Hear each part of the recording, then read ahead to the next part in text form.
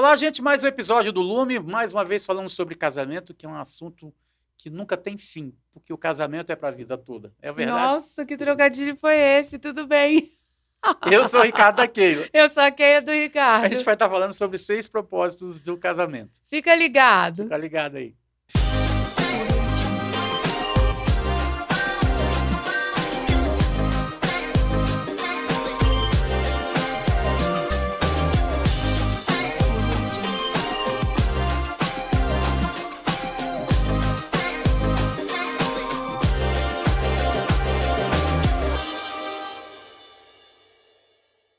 Casamento é uma instituição divina, não é uma ideia do homem. Quem resolveu criar o casamento foi Deus. Ele disse que não era bom que o homem tivesse só, e o casamento tem um propósito. Muitas vezes os casamentos dão errado porque as pessoas não entendem qual é o propósito do casamento, e aí não vivem com consciência disso e acaba que dá tudo errado. Certo? Dizem que a Bíblia diz: conhecereis a verdade e a verdade vos libertará. O conhecimento é libertador. A verdade por si só não liberta sem que ela seja conhecida. Então, conhecer os propósitos do casamento vai te ajudar a viver melhor o seu próprio casamento. Vamos lá? Vamos conhecer. Você falou um versículo que me veio uma coisa à cabeça. Conhecereis a verdade e ela te libertará, certo? Eu conheci aquela, ela me livrou da vida de solteiro. Nossa! Ele é muito engraçadinho. Porque casar é melhor, gente. Eu já falei aqui em outro episódio, depois você assiste aí no episódio em que a gente se apresenta, você volta lá e assiste. Já falei sobre essas diferenças, assim, eu sou bem quadradinha, bem óbvia, bem dentro da caixinha, e ele é assim, todo criativo, todo diferente. Por isso que dá super certo, por isso que a gente se diverte, né, gato? Complementares. Exatamente, por isso que não era bom que ela ficasse sozinha. Já pensou? Ela tá falando que era toda quadradinha e eu vim para cortar as arestas. Por isso que não dava para ele ficar sozinho também. Já pensou? Uma pessoa assim muito criativa, na verdade é uma pessoa bastante bagunçada também, né, gato? Não, é porque a criatividade é a mil, é fluindo muitas coisas. Cada ponto que eu vejo que está fora do lugar, na verdade, é uma oportunidade de criar um lugar para aquela coisa estar, entendeu? Isso é criatividade. É, de virar uma obra de arte. Exatamente. É, nunca pensei nisso. Né? Já pensou em pintura abstrata? É desse jeito. É assim que nasce uma pintura abstrata. Não. Não era em cima da organização, era em cima de alguma coisa que de repente achavam que estava nem fora vem, do lugar. Gato, nem vem. Funciona assim. A pessoa criativa é assim. Vamos voltar, vamos falar quais são os propósitos do casamento. Primeiro propósito é acabar com a solidão do homem. O homem não sabia que era ruim estar sozinho, mas ele deve ter ficado meio pensativo quando ele viu os animais em pares. O leão e a leoa, o macaco e a macaca. O baleio e a baleia. Nossa! Na verdade, Deus falou assim, cara, tá muito bom, mano, você sozinho aí, eu vou te arranjar uma mulher. Pra ficar melhor ainda. Pra ficar melhor. Pensei que você fosse falar outra coisa, ainda bem que você não falou outra coisa. Porque, na verdade, ele não sabia o que era. Então, ele não tinha noção do que poderia melhorar. De repente você tá aí na vida de solteiro, você tá tudo muito bom. Na hora que você casar... Pode melhorar. Mas pode melhorar. Muito Nada mesmo. que esteja tão bom que não possa ficar melhor ainda. Yes! Esse é o pensamento. A pessoa fala que casamento é você se enforcar, né? Não. Não. Enforcar é você passar do tempo de casar, filho. E não Nossa. casar. Então, fica esperto aí. Vá procurar uma pessoa que lhe seja idônea. Voltando para o Éden, a Bíblia diz que antes da mulher entrar na vida do homem, antes de Deus providenciar a mulher, ele já tinha dado nome para todos os animais. São e eu sei por que é isso aí. Não, vai fazer a brincadeira. Não, mas pensa. Imagina a mulher dando palpite na hora de colocar um nome numa zebra. Cara, devia estar escolhendo os nomes até hoje. Porque esse não ficou bom, esse não. O homem olhava para a zebra e falou assim, tu tem cara de zebra. Tu tem cara de leão. E assim foi ficando. Porque o homem é muito objetivo. A mulher quer inventar motivos para tudo. E isso são características que fazem falta para o homem. Por isso o casamento. Para você pegar da parte daquele e colocar em mim, que era uma falta e vice-versa. Tá vendo que eu tô tentando levar no rumo e ele fica toda hora tirando. Voltemos para o Éden. Então, continua falando dos bichos. Os bichos. O homem, eu gosto de falar isso, porque quando eu dou aula sobre Bíblia, no Rema, conheça o Rema, que o Rema é tudo muito de bom. Quando eu dou aula de aliança de sangue, eu vou falar sobre a primeira aliança, e eu falo que o homem tem uma história no Éden antes que a mulher chegue. Porque para dar nome para todos os animais não foi 5 minutos. Deus o visitava todos os dias na viração do dia. Quer dizer, não foi um dia só. Se ele visitava todo dia, é porque não foi um dia só. Então há uma história.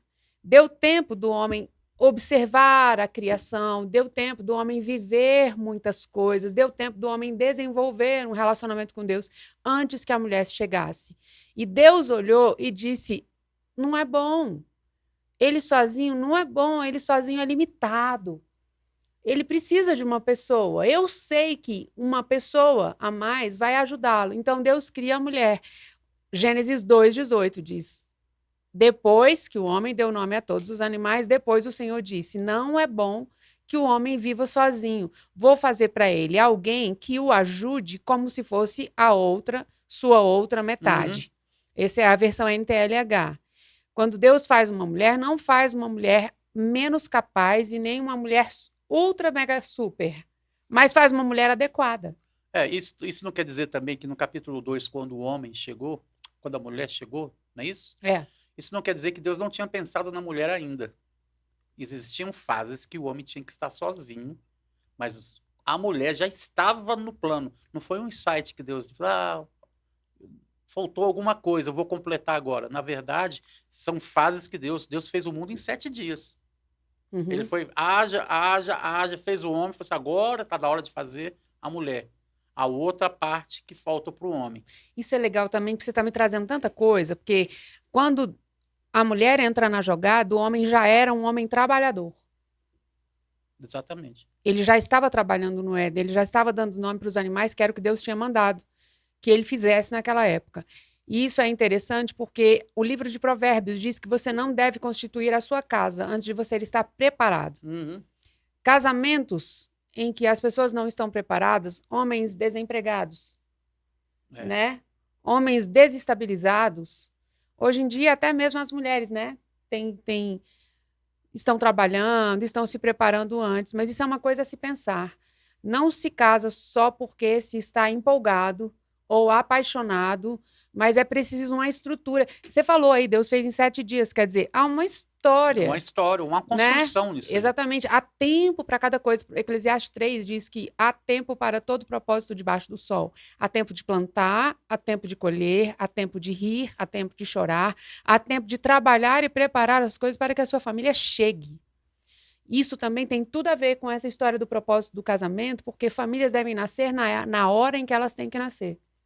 Não antes e nem muito depois. Porque também essa história de você ficar enrolando, namorando, e não casar também é prejuízo. Irmão, presta não. Também é prejuízo, né? É prejuízo, isso não é legal. Essa construção dos 7 dias, é engraçado como isso dá gancho para muita coisa. Ele foi falando e falou, e viu isso que era bom, e viu isso que era bom. Gente, nada era surpresa para ele. Tudo que ele faz é bom. Mas ele quer ensinar para a gente.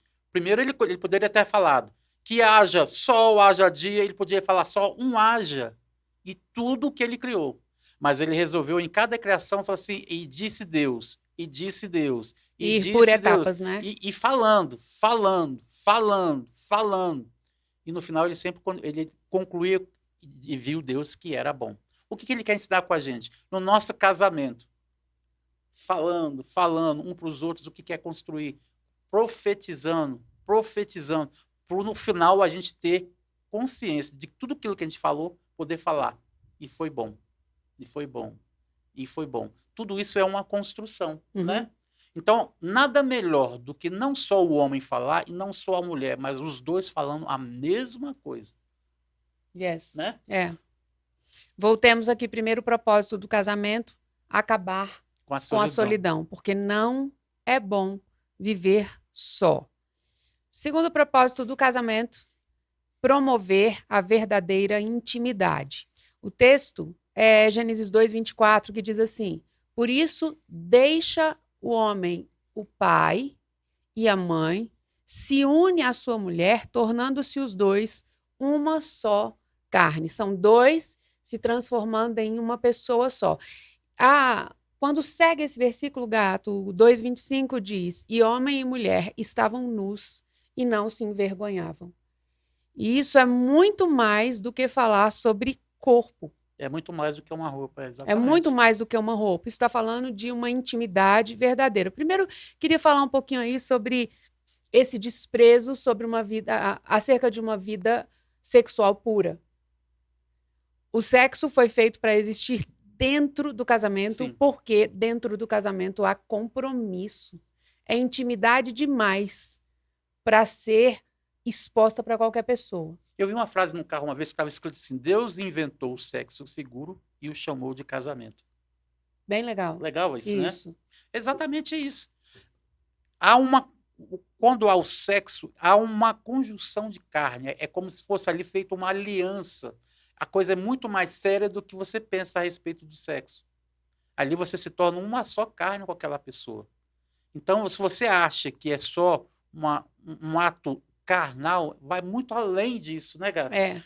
Então é muito sério. É por isso que essa frase faz todo sentido. Deus inventou o sexo seguro e chamou ele de casamento. Porque não é só o sexo que envolve, não é só o casamento não está só para fazer sexo, mas está para ter uma vida entrelaçada entre os dois mesmo. Porque o sexo não é só uma união de corpos. Exatamente. É muito mais do que isso. É uma união de almas. É uma união de espírito. É muito mais profundo do que só uma união de corpos. Isso é interessante porque o mundo quer dizer que não. Isso é só uma diversão que você faz sem compromisso. E vou te falar, pode até ser que os homens façam sem compromisso, mas toda mulher no outro dia vai esperar um telefonema. Exatamente. Toda mulher vai esperar um telefonema, porque é mais do que carne, é mais do que corpo. Uhum. E é uma troca. Por isso, não deve ser feito sozinho também. Uma só carne é muito sério, né? Muito sério. Muito sério. E uma só carne não só se diz respeito depois do casamento. Se você está fazendo atos sexuais com a sua namorada, com a sua noiva, antes do casamento, você está errado. Você está se antecipando de uma herança. A Bíblia fala que toda herança... Como é que é? A posse antecipada. A posse antecipada de uma herança, no final, não tem um bom resultado. É pura perda. É pura perda. São planos antecipados, coisas que não eram para estar acontecendo e começam a acontecer antes da hora prevista. E isso já está fora. Deus não tem aliança com isso. Deus não está nisso aí. Então, você já Quantos prejuízos, né? Gravidez indesejada, doenças, às vezes fim de namoro que você fica envergonhado pro resto da vida olhando para aquela pessoa pensando... comparação, que é outra coisa. Eu nem queria casar e agora... E outra coisa, comparação também, o que é péssimo no casamento. Aí o povo fala, mas você não vai fazer um test drive? Não existe test drive. É compromisso, vai dar certo. Não é? Dá super certo. Compromisso não tem essa história de testar antes. Que história de testar antes? Já está garantido que vai dar certo, até porque o sexo é aprendizado. Exatamente. Não é? Você aprende junto ali, vai descobrindo, isso é bom, isso não é, eu gosto assim, eu gosto assado. Deve haver isso entre o casal, isso é importante, haver isso entre o casal. A verdadeira intimidade, ela deve ser partilhada com compromisso. Exatamente. Né? Você não sai entregando uma coisa preciosa, né? Você não pega uma joia sua, um carro seu, você não entrega para qualquer pessoa e diz aí, vai dar uma voltinha. Não é assim. Por quê? É preciso conhecer a pessoa. Então, essa história desse sexo desenfreado e esse povo enlouquecido, aí isso não existe, isso não é bom, não terá um bom fim. A verdadeira intimidade, ela foi feita para ser partilhada no casamento. Agora, tem um outro detalhe aqui que eu queria que você falasse sobre ele. Antes da gente entrar em outro assunto, eu vou te falar, os solteiros, quando saem com as meninas, eles comentam uns com os outros. Eu saí com fulana. E sabe o que eles falam? Ixi, aquela ali é mais rodada do que táxi. Nossa, é horrível isso. Pensa sua fama, horrível. menina, desse jeito. Eu não sei se mulheres comentam sobre isso, mas os homens comentam. Cara, nem vai lá, aquela menina é muito rodada. Olha a sua fama. E você achando que está experimentando para fazer uma boa escolha. Você não vai fazer uma boa escolha, você vai ser escolhida desse jeito. Você não vai ter opção de escolha, porque aquele que você vai querer escolher já vai achar você muito rodado. E de um modo geral, eles testam, mas na hora de casar eles não querem uma testada. Que é um carro 0 km. É, exatamente. Você compraria, se você for fazer um test drive numa concessionária, vou fazer um teste nessa Mercedes, um carrão. Ah, eu vou comprar. Você pode levar. Você vai querer comprar o carro que você fez o teste ou você vai querer Que pegar... todo mundo fez o teste? Que todo mundo fez um teste ou você vai querer pegar um carro 0 km? Que ninguém andou. É desse jeito. Você vai... Nossa, esse exemplo foi legal. Pois é, você vai você vai lá no mostruário, na televisão, numa loja. Ah, essa televisão está na promoção. Ah, eu vou levar. Se o cara for pegar do mostruário, você vai querer ou você vai querer uma televisão que venha na caixa? Mas zero. A gente leva tão em consideração isso que quando você vai comprar alguma coisa no Mercado Livre, por exemplo, você pergunta para a pessoa se ele tem a caixa. Sabia disso? E pergunta se é zero.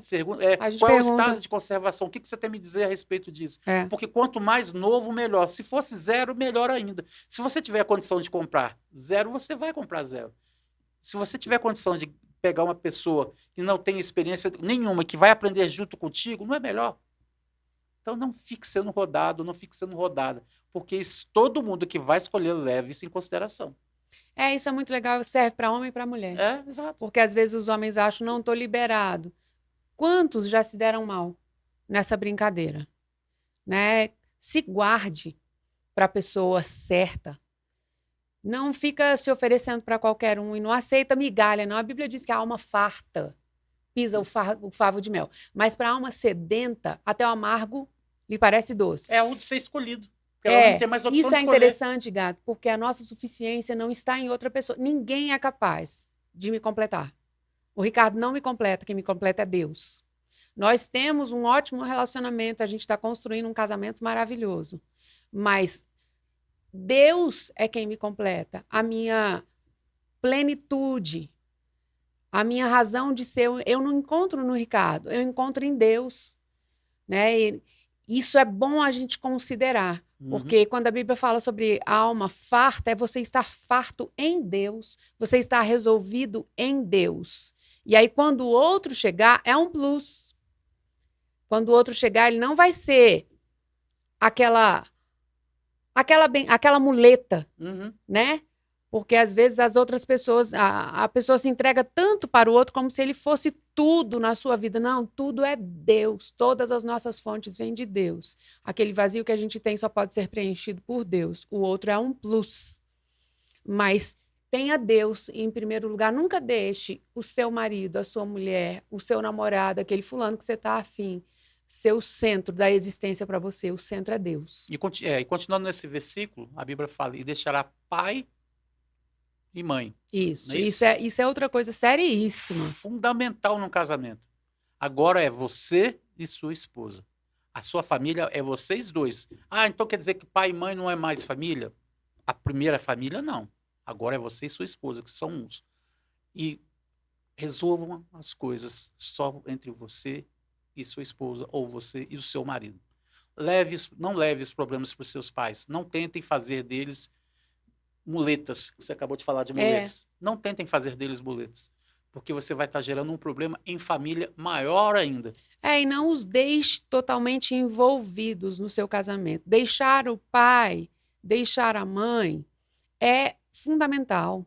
Sabe essa história? Se você mora na casa dos pais ou na casa dos sogros, tenham como meta sair daí. Isso é importante. É importante deixar o pai... Deus sabe o que está falando. Existe uma multiplicação, uma prosperidade no casamento. Vocês estão formando uma nova família. Dizem que quem casa quer casa, né? Quem casa quer casa. Então, formar essa nova família é importante você estar. Você e ela, para que vocês possam estabelecer as próprias regras, viver a vida de vocês, não ter até mesmo influência na criação de filhos. Né? Porque vô é tudo de bom, mas vô não é pai. E não é legal quando o vô ocupa o lugar de pai. O vô tem que ter o direito de ser avô. Porque dizem que é muito legal. E de ser avô é se divertir. Qual ditado? É pai com açúcar? Diz que filho, né? Neto é filho com açúcar. Pois é. Por isso que a gente não deve deixar fazer com que os avós Participem da criação. Existe a forma deles de educar. Você foi educado assim. A sua esposa foi educada de outro jeito. Agora vocês vão ter a forma de vocês educarem o filho de Entra num vocês. denominador comum. Que não vai ser igual aos pais dela e nem igual aos seus pais. Vai ser do jeito que vocês determinaram. Pode ser as melhores coisas dos dois e você vai ver que ainda vai ficar melhor ainda. Isso. Porque vai ter coisas boas juntadas dos dois lados para fazer com que o seu filho seja educado de uma maneira que vocês determinaram. Sem coisas externas chegando, entendeu? Engraçado que Deus falou, deixará pai e mãe antes que houvesse A sogro união. e sogra, É. né? É Não mesmo. tinha sogro e sogra, ele foi deixará pai e mãe. Olha só, por que ele falou isso? Foi. Já é preparando para gerações É. futuras o que isso ia acontecer. Sendo bem didático, né? Primeiro propósito, acabar com a solidão, depois promover a verdadeira intimidade. Agora, o terceiro propósito do casamento é multiplicação.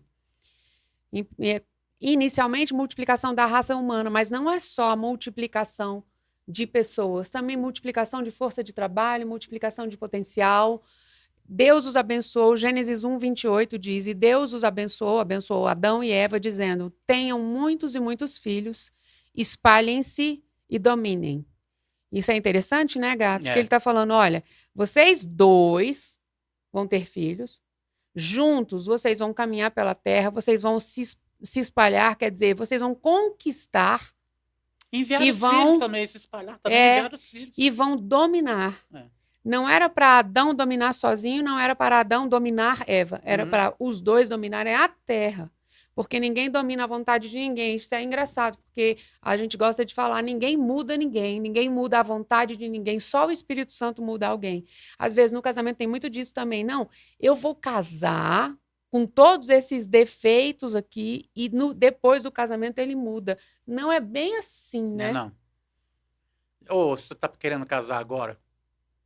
Visite o pai dele, visite a mãe dele, vê como é que ele trata a mãe, o pai. Você, mulher, homem, veja como ela trata o pai e a mãe. Isso é primordial. Do jeito que ele trata os pais, ela vai tratar você do jeito que ele trata os pais. Ele vai tratar ela também. Pensa nisso aí. Se ele é uma pessoa que tem muito respeito pelos pais, vai ter muito respeito por você. É certo isso. Vê como é o relacionamento em família. Você está levando, não é só, nesse caso, o agir de uma pessoa, mas é só a característica dele e de toda a família. Se há paz naquele lar, vai ter paz na sua casa. Isso é fundamental. Então você tem que analisar isso aí, né, gato? Você vai multiplicar uma coisa que você só vai querer multiplicar uma coisa que é boa. Eu tenho certeza disso. Quem quer multiplicar problemas? Você quer multiplicar problema? Não, de jeito nenhum. Ninguém quer multiplicar problema. Então, você pensa que vai multiplicar e o negócio vai só afundar, ladeira abaixo. Por isso que é bom você saber aonde você está entrando num relacionamento. Quando você entra, às vezes as pessoas confundem também. A Bíblia fala, crescei-vos e multiplicai-vos. As pessoas querem multiplicar e depois crescer. Antecipar coisas do casamento que não eram para ser antecipadas. Isso. Casar grávido. Por quê? Porque avançou o sinal quando ainda estava vermelho. Vai vir multa. Vai vir multa nisso aí. Tem um pardalzinho ali, ó, vai chegar. A multa vai chegar. As consequências vão chegar. Aí você casa, você que já casou nesse aspecto aí, agora é administrar isso da melhor maneira. Agora, você que tem como evitar isso aí, pensa, você casa e fala assim, depois de 5 anos eu quero ter filho, fala assim, eu quero ter minha casa própria, eu quero fazer isso, eu quero viajar muito, e você casar grávido.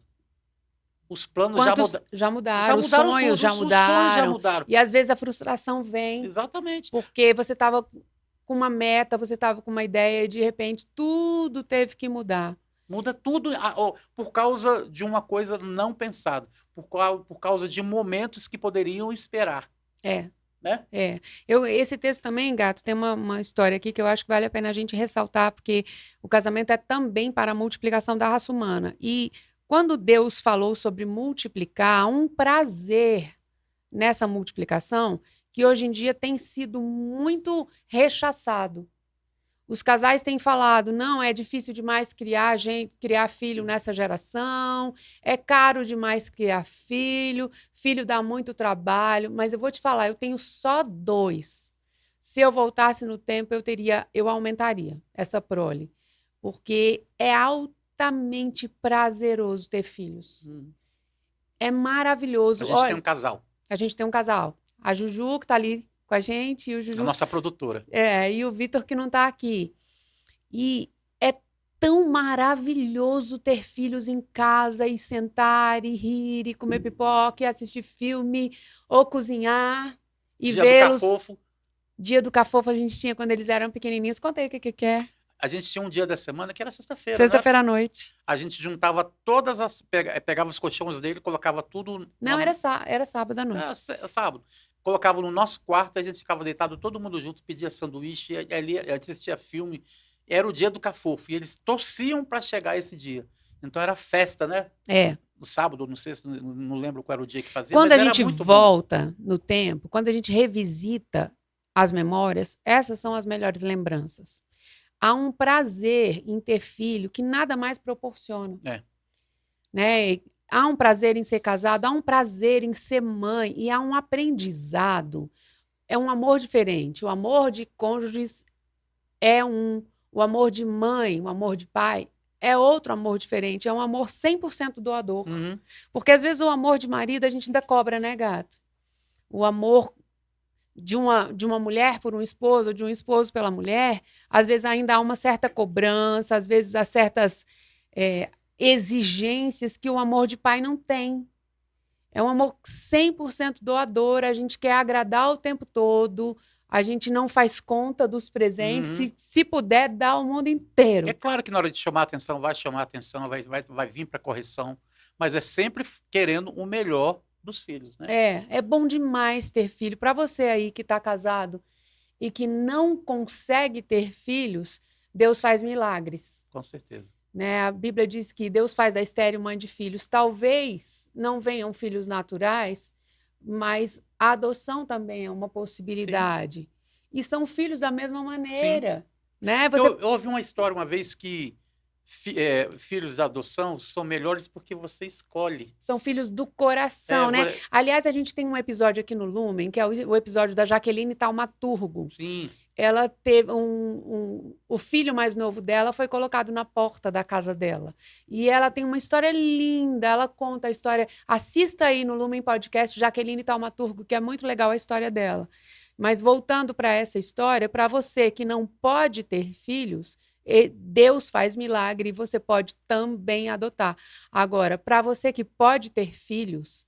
Não troque por um animal, por um pet.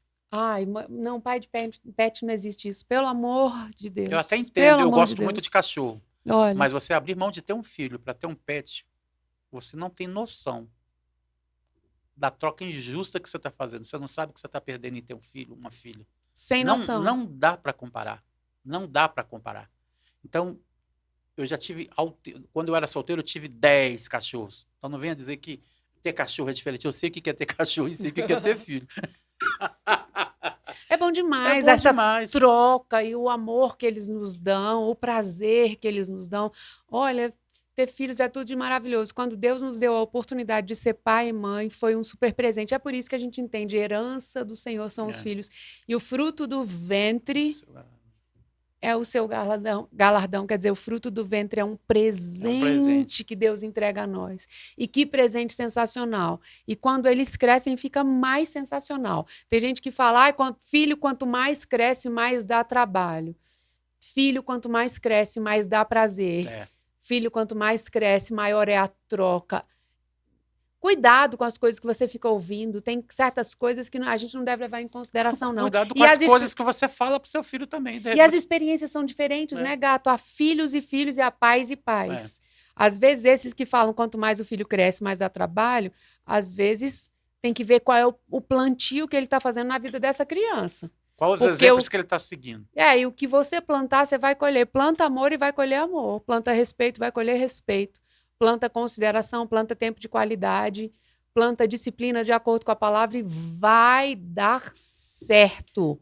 Ensina o seu filho no caminho que deve andar e ainda quando for velho, ele não se apartará dele. Não se desviará dele. Andar no caminho junto com ele é a melhor parte da maternidade. E era sobre isso que eu ia falar agora. Existe um texto, que eu não vou saber o nome, mas eu vi na internet, de um psicólogo falando que até 5 anos A criança, ela não se enxerga.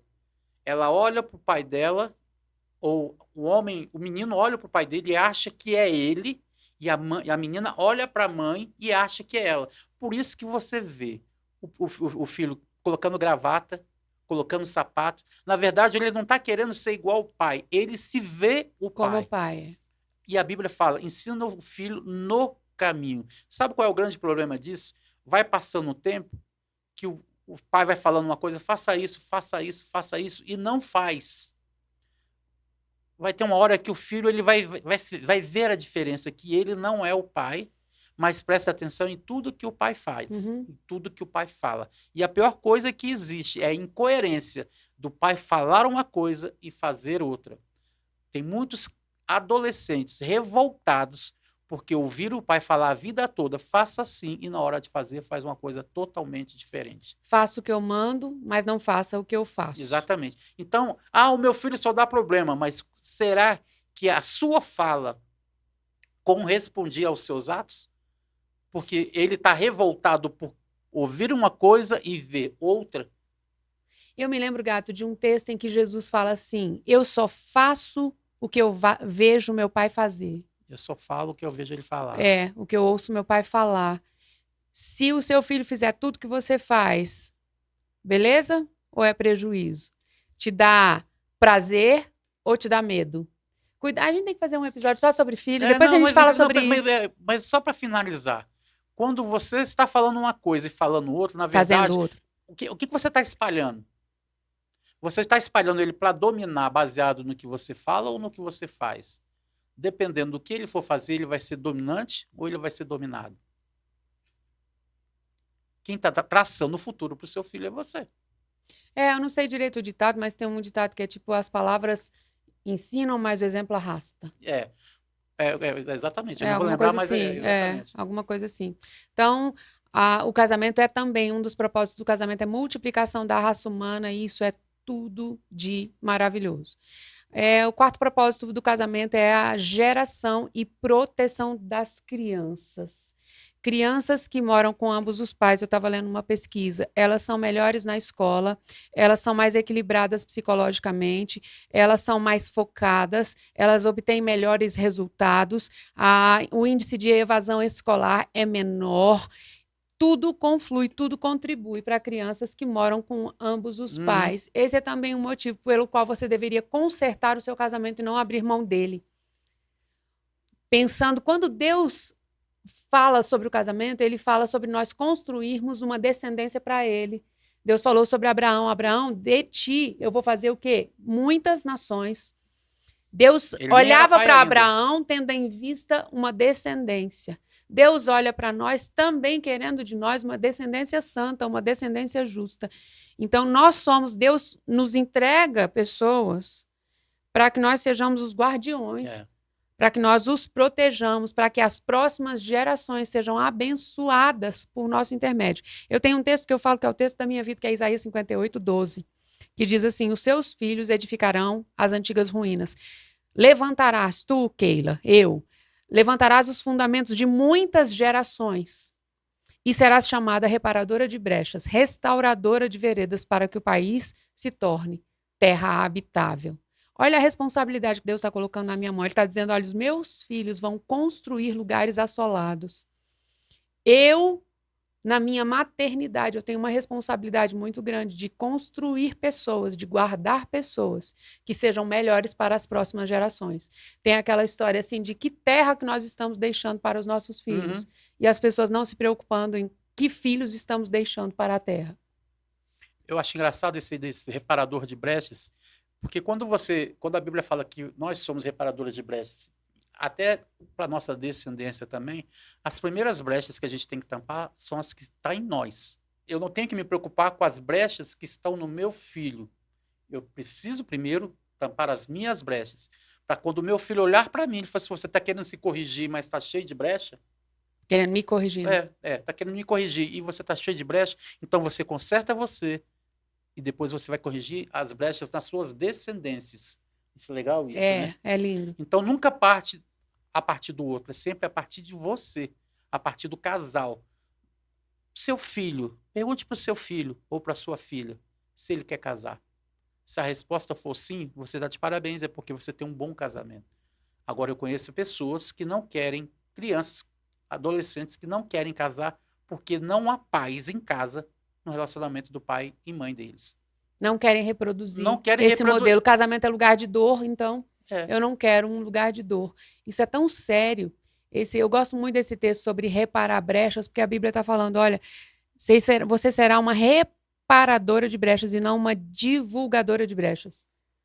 Tá cheio de gente divulgando as brechas do outro, divulgando as brechas do casamento, divulgando as brechas da sociedade, mas não foi isso que a gente nasceu para fazer. A gente nasceu para ser reparador de brecha. Ser reparador de brecha é, eu vi o defeito, eu vou lá e conserto. E fala onde, por exemplo, chega pro filho, o filho está errando aqui, aqui, aqui. Não é só consertar também, é mostrar para ele onde está o erro. Né? Também. Porque não adianta, a gente não é um reparador de brecha ao ponto de cobrir os erros dos filhos. Não, é ensinar o filho a não errar mais. Você errou aqui, aqui tem que consertar. Consertou? Vai. Na próxima já não faz isso aqui, que você sabe que é um erro. Né? É assim que vai sendo Isso construído. que você falou aí sobre você reparar as brechas em si mesmo, isso é muito legal, porque eu gosto muito de ler Bíblia. E normalmente eu leio na mesa da minha cozinha, eu leio em um lugar aberto. E um dia eu fui para o quarto da minha filha e a Bíblia dela estava aberta na cama. E eu leio com muitos marca-textos, eu escrevo, eu rabisco bastante a minha Bíblia. A Bíblia dela estava aberta na cama. Quando eu cheguei para guardar e eu olhei, a Bíblia dela estava toda riscada e toda marcada como a minha Bíblia. Eu pensei, nossa, eu estou me reproduzindo nela. É bom quando você vê reproduzido no seu filho o seu melhor, mas a gente tem que ter consciência de que também o nosso pior pode ser reproduzido. É por isso que eu devo ser responsável em reparar as brechas do meu caráter, né? As brechas que há em mim, eu devo reparar por amor a eles também. Né? É horrível quando você vê o outro repetindo seus erros na vida de filhos. Isso é muito sério, porque é muito óbvio. Eu já olhei para a Júlia e falei, sai de mim, Keilinha. Vendo coisas que ela estava repetindo que não eram coisas que eu gostava. Então, cuidar de nós mesmos, protegermos as nossas crianças de todas as maneiras. Olha, eu me lembro de uma experiência também muito legal que eu tive com a minha filha, quando ela foi para a escola. Eu matriculei ela numa escola aqui em Brasília, e era uma escola muito famosa, bastante cara, e essa escola, logo que eu matriculei, eu aproveitei, já comprei todo o material e comprei o uniforme. No primeiro dia, eu estava querendo que os dois estudassem juntos, você se lembra? Mas eu não consegui vaga para os dois juntos na escola. Então, eu coloquei a Ju numa escola e o Vitor em outra escola. Eles eram pequenininhos, acho que era maternal ainda. O Vitor no maternal e a Júlia no primeiro. De 2 anos, né? Então... o Vitor no maternal e a Júlia já no pré-primário. E aí, no primeiro dia de aula dela, eu fui deixá-la. Quando eu cheguei na escola, eu desci com ela, levei até a porta, dei um beijo. E no que eu voltei, que eu entrei no meu carro, eu fui tomada por um choro muito grande. E eu chorava, e eu chorava, e eu chorava, e eu dizia, Deus, eu não estou entendendo o que está acontecendo. Porque eu estava muito incomodada, mas não era a primeira escola da Júlia. Porque normalmente as mães ficam assim quando é a primeira vez que a gente leva para a escola. Não era a primeira vez, ela já tinha estudado. Quando ela era bebê, eu já tinha entregue ela numa escola, eu precisava trabalhar. Mas havia algo de muito errado dentro de mim, e o meu espírito sabia, e a minha carne estava externando isso através do choro.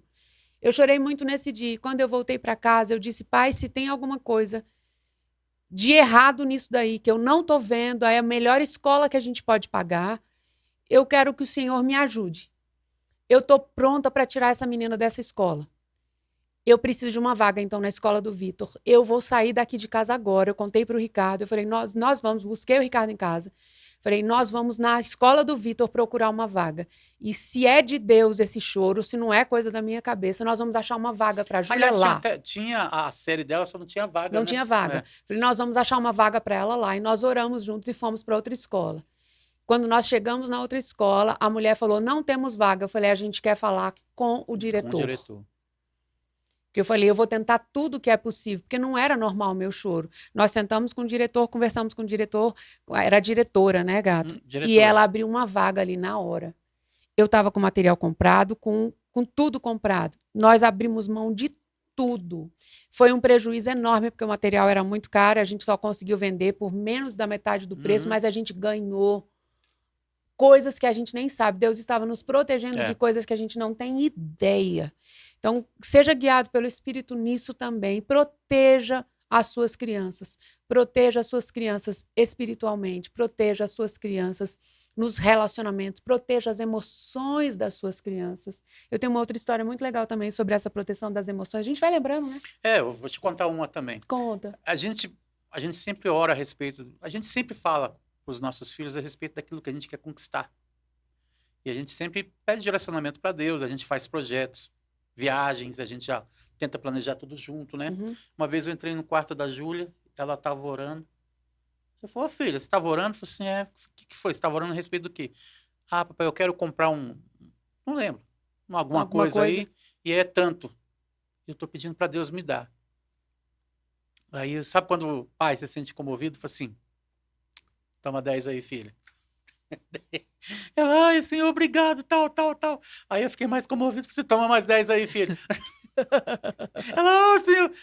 Eu fui dando dinheiro, eu só escutei aquela voz. Foge daí. É isso, sabe? Quando as pessoas fazem um projeto, ela aprendeu com a gente também a estar pedindo para Deus fazer parte do projeto. Né, gato? É. Isso são coisas que elas vão aprendendo ali, isso são disciplinas que são passadas. E eu vi Deus falando assim, sai daí, porque ela precisa andar sozinha também. E ela tinha o quê? 6 anos. Pequenininha. Era pequenininha. Mas olha como é que ela já estava começando a trabalhar a fé dela. E essas coisas acontecem quando você já vê fruto daquilo que você está plantando, mais cedo do que você imagina. Deixa eu falar um pouquinho sobre essa proteção das emoções. Eu não sei porque eu estou com vontade de contar isso. Júlia era pequena, tinha 5 anos, 6 aninhos, estava na escola. E eu fui... A Júlia hoje aqui é o tema. Hoje é o dia dela. Eu entrei porque é mais velha, né? É. Mais velha, parece que as experiências... A gente erra mais, mas é interessante. Filho mais velho é isso mesmo. Eu entrei na escola com ela e as cadeiras eram cadeirinhas baixinhas, ela era pequenininha e sentavam 4 na mesinha. Eram mesinhas, né? Tinha várias mesinhas de 4. E eu entrei junto com a Júlia, ela era muito tímida. Eu fui deixá-la dentro da sala com a lancheirinha e com o material. E quando a gente chegou, uma menininha que estava sentada puxou, a Júlia foi se encaminhando para uma cadeira e a menina puxou a cadeira e disse: "Você não vai sentar aqui". E eu vi aquilo e a leoa dentro de mim subiu assim, eu fiquei muito brava, mas eu me segurei, me deu uma vontade assim de esganar aquela menina. Mas eu me segurei e aí eu fui saindo, a Júlia agarrou na minha perna e disse: "Não, mamãe não vai, mamãe não vai".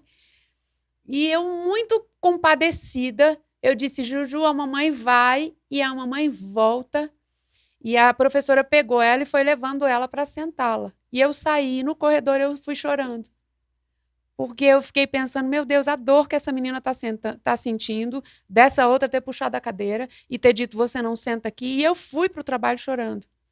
E quando eu cheguei no trabalho, uma das minhas amigas era psicóloga. E ela falou, você tá com o olho inchado, o que houve? Aí eu contei para ela, ela falou, parabéns. E eu disse, como assim? Eu tô me sentindo péssima, porque não a protegi. Ela falou, parabéns, porque ela vai ter que enfrentar os desafios da idade dela. Esse é um dos desafios da idade dela que ela vai ter que vencer. Você agiu certo. Se você tivesse tirado ela ou resolvido o problema para ela, você estava impedindo que ela crescesse naquela área. Foi um alívio, assim, Deus manda umas pessoas assim que você não sabe de onde para te dar alívio. Então, essa proteção quer dizer também deixá-los lutar as próprias guerras. Desde pequeno. Né? A proteção não é superproteção. É. A superproteção também é um problema. Vamos para o item 5, gato. Um dos objetivos do casamento também é o aperfeiçoamento do caráter. Isso é sensacional. O texto que eu escolhi é Provérbios 27:17, que diz: o ferro se afia com ferro, e uma pessoa é afiada pela presença do seu próximo. Faísca. Faísca. Fala aí, gato. Pensa, você pensar de um jeito e ela pensar de outro. Isso é normal. São duas pessoas diferentes que resolveram ter uma vida em comum, né? Tá falando aqui a respeito do caráter. É. O meu caráter vai ser construído a partir do Também dos caráter relacionamentos. dela, e o dela a partir do meu. Tem Anda coisas com os que- sábios e é. será sábio, mas o companheiro de tolos será afligido. Tem coisas que, de repente, eu fui criado achando que coisas que eu fazia eram certas, que para ela era errado. E vice-versa.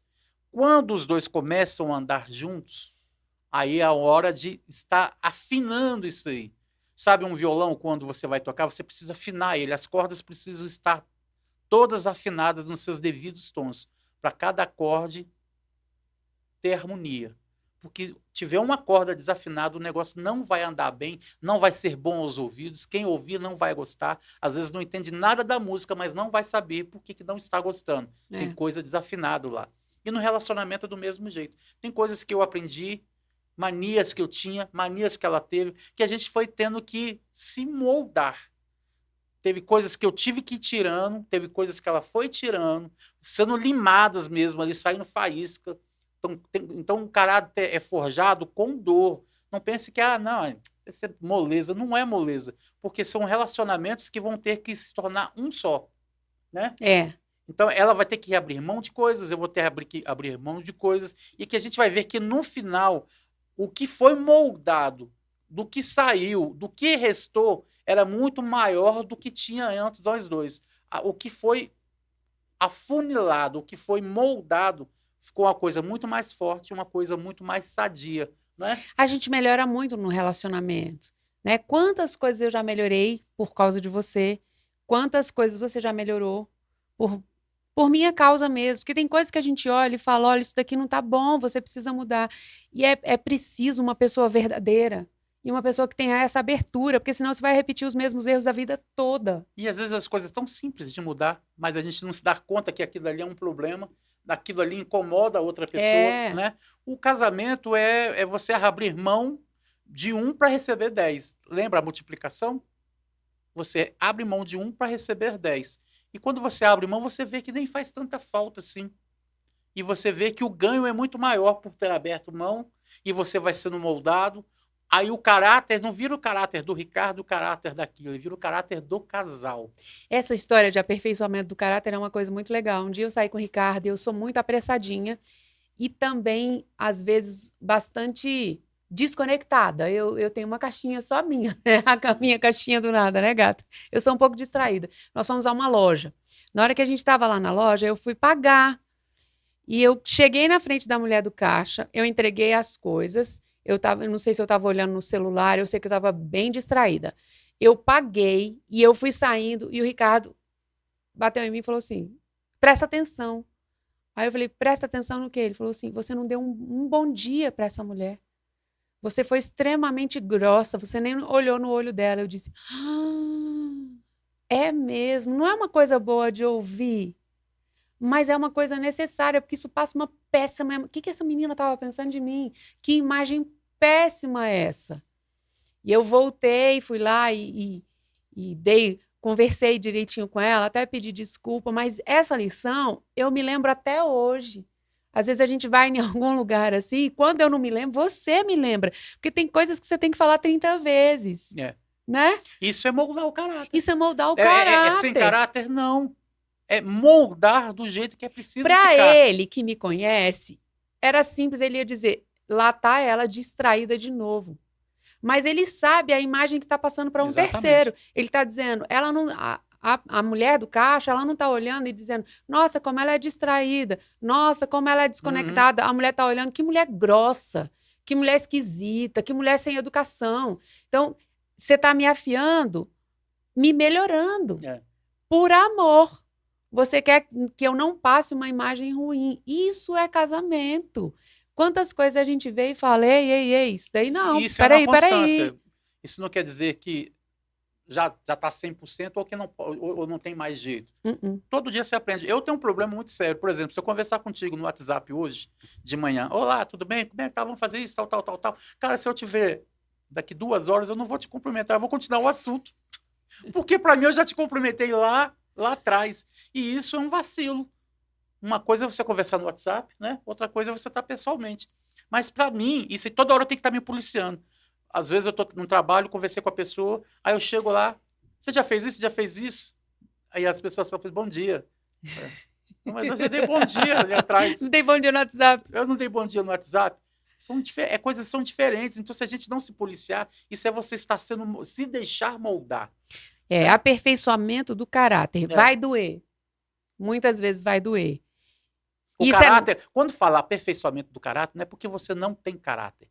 É porque quanto mais o seu caráter for aperfeiçoado. melhor ainda. Então, é a vereda do justo é como luz da aurora. Vai brilhando, brilhando, até ser dia perfeito. Sempre tem espaço para melhorar.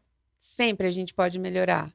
E essa é uma função do casamento. Não te piorar, mas te melhorar. Só quero lembrar aqui, Gato, o texto de Eclesiastes que diz que para todas as coisas tem tempo e modo. Tempo e modo. Existe o jeito de falar e existe a hora de falar. Não é em qualquer lugar, não é em qualquer hora. Né? Você não é pode de qualquer falar jeito. a coisa certa de uma forma errada. Você pode falar a coisa certa no horário errado. no horário. Existe o tempo certinho para as coisas estarem sendo faladas da melhor forma possível. A coisa certa do jeito errado é a coisa errada. A coisa certa no tempo errado também é a coisa errada. Por isso, a palavra diz que há tempo e modo para todas as coisas. É falar a coisa certa, na hora certa, do jeito certo. Yes. Yes? Yes. E o último propósito do casamento que a gente quer falar aqui é que o casamento ele é tão sério que ele é uma metáfora, uma representação da nossa união com Cristo. Eu trouxe o texto de Efésios 5:31 que diz assim: eis por que motivo, porque deixará o homem ao seu pai e à sua mãe e se unirá à sua mulher e se tornarão os dois uma só carne. Grande é esse mistério, mas eu me refiro a Cristo e a igreja. Na verdade, o texto todo de Efésios 5, quando está falando ali de casamento, ele está falando sobre relacionamento entre marido e mulher, mas se referindo ao relacionamento entre Cristo e a igreja. O casamento é uma metáfora entre Cristo e a igreja. E é por isso que a gente deve levar isso muito a sério. Casamento não é uma instituição falida, casamento não é uma ideia humana, casamento não é fruto da tradição. Casamento é também uma representação entre o relacionamento entre Cristo e a igreja. Por isso, homens se comportam como Cristo, mulheres como Cristo quer que a mulher se comporte. Esse dia a gente estava até no encontro de casais, eu falei assim, e Jesus foi para o sacrifício, né? Como se casamento fosse para o sacrifício. Não, mas ele deu a vida por ela, pela igreja. Ele não foi, casar é um sacrifício? Não, ele deu a vida por ela, porque valia a pena. Isso. Né? Porque via nela potencial. Exatamente. Não é porque ela era perfeita, porque a igreja não está longe de ser perfeita. No casal também. Né? Eu não sou perfeito e aquilo não é perfeito. Falando de igreja, igreja somos nós. Você sabe quais são as suas dificuldades, quais são as suas deficiências. Você sabe que não é perfeito. Mas Jesus olha para nós vendo potencial, sabe? Às vezes, olhar para o ideal e não para o real é fundamental. Olhar não para o que você está vendo, mas para o que pode ver. A gente tem muita experiência com isso, né, Gato? Quando a gente entra em casas, a gente gostava muito de olhar casas antes de comprar e a gente sempre olhava e via o potencial. Já via a casa mobiliada. A gente olha, vale a pena, porque essa casa aí, olha, dá tem isso. É. Dá para ser legal nisso. Você tem essa habilidade, a criatividade que Deus colocou em você é uma habilidade de ver antecipadamente aquilo que ainda não é. O problema é ver problemas em tudo. É uma visão distorcida. Se os teus olhos forem bons, todo o seu corpo será luminoso. Mas se os seus olhos forem maus, em que grandes trevas você estará? Eu me lembro de uma pessoa, né? Eu li uma história da inauguração da primeira montanha-russa na Disney. Essa história é muito legal. Porque o Walt Disney morreu. O parque ainda estava sendo construído. Antes de ser concluídas as obras, né? E quando foram inaugurar a primeira montanha-russa na Disney, se reuniu o prefeito, a mulher de Walt Disney e mais um monte de gente. E uma das pessoas que foi fazer o discurso falou assim, que pena que o Walt Disney não teve a oportunidade de ver esse parque. Acho que era a inauguração do parque, não era nem da Roda Gigante. Do parque em si. Né? Que pena que o Walt Disney não pôde ver a obra pronta. Aí, quando a mulher dele foi falar, ela falou assim, engana-se quem acha que ele não viu a obra pronta. Ele viu isso daqui antes de todas as pessoas. Né? Achei esse exemplo é muito legal. Muito bom. Viu antes de se manifestar. Cristo viu o nosso potencial antes que nós pudéssemos mostrar para ele o nosso potencial. Ao ponto de morrer por ela, né? Ao ponto de morrer por ela. E nós, como igreja, devemos viver nessa gratidão, retribuindo o amor que nos foi demonstrado. Já pensou se Jesus fosse pessimista? A gente estava frito. Não teria igreja. Não teria igreja. Não teria humanidade. Não teria humanidade. Não teria salvação. Foi por Jesus acreditar que ele veio. Então existe sempre o pessimista e o otimista. É igual esse copo d'água aqui, ó. Para o pessimista, esse copo está quase vazio. Para o otimista, ele está quase cheio. Você é qual? O copo está vazio ou está cheio? Você só vê problema ou você só vê soluções? Isso. Essa é a história. Vamos lá, encerrando os 6 propósitos do casamento. Acabar com a solidão, é melhor ter alguém. Uhum. Promover a verdadeira intimidade, guarde-se para o seu marido, para a sua esposa. E depois que casou, aproveite essa possibilidade, essa intimidade. 3, multiplicação da raça humana. Multiplicar tenha tudo filhos, que de bom que vocês estão fazendo, isso é a multiplicação. Tenha filhos e multiplique tudo. É. Geração e proteção de crianças. Cuide da sua casa. 1 Timóteo 5, versículo 8, diz: aquele que não cuida dos seus, especialmente dos da sua própria casa, tem negado a fé e é pior do que o descrente. Não preciso nem completar esse texto, porque ele é forte por si mesmo. 5, aperfeiçoamento do nosso caráter. 6, uma representação da nossa união com Cristo. Represente Cristo bem. Seja um bom marido.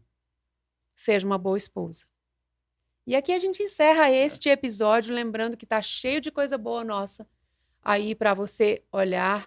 Nós temos falado muita coisa boa, a gente contou a nossa história em um episódio, nós falamos sobre aliança e contrato, é importantíssimo você saber isso, qual a diferença entre aliança e contrato. Nós falamos também sobre essa vida de casado, sobre como a vida de casado é mais importante, é melhor do que a vida de solteiro. Entra aí, assina, não é assina. Fala você.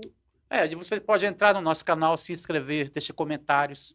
Comenta aí, comenta. O que é esse episódio? Like. Aliás, escreve aí embaixo o que mais que você quer ouvir aqui, que a gente vai te atender. A gente vai colocar um monte de coisa que você queira ouvir. Vamos conversar aqui sobre as coisas que, de repente, você queira saber. Dê sugestão.